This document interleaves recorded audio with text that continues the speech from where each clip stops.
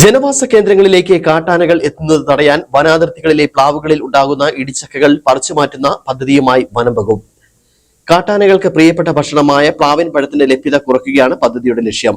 ഇടുക്കിയിലും പദ്ധതി നടപ്പിലാക്കും.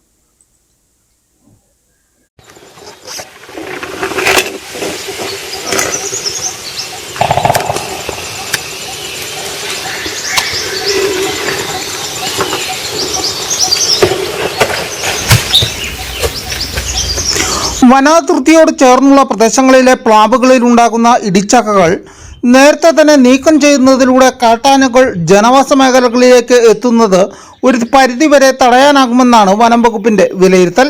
ഇടുക്കി ജില്ലയിലും പദ്ധതി നടപ്പിലാക്കും. ചിന്നക്കനാൽ, മറയൂർ, മൂന്നാർ ഉൾപ്പെടെയുള്ള കാട്ടാന ശല്യം രൂക്ഷമായ മേഖലകളിലാണ് പദ്ധതിക്ക് പ്രത്യേക പരിഗണന നൽകുക. വനാതിർത്തികളിലും ജനവാസ മേഖലകളോട് ചേർന്ന പ്രദേശങ്ങളിലുമുള്ള പ്ലാവുകൾ കണ്ടെത്തി ഇടിച്ചക്കകൾ നീക്കം ചെയ്യുന്നതിനാണ് നടപടി. കാട്ടാനകൾ ഭക്ഷണം തേടി ജനവാസ മേഖലയിലേക്ക് ഇറങ്ങുന്നത് പതിവായ സാഹചര്യത്തിൽ പുതിയ പദ്ധതി പ്രദേശവാസികൾക്ക് വലിയ ആശ്വാസമാകുമെന്നാണ് പ്രതീക്ഷ. മനുഷ്യ വന്യജീവി സംഘർഷം കുറയ്ക്കുന്നതിനുള്ള മറ്റ് പ്രതിരോധ നടപടികൾക്കൊപ്പം പദ്ധതി നടപ്പാക്കുവാനാണ് വനം വകുപ്പിന്റെ നീക്കം. News bureau, Udumbanchola.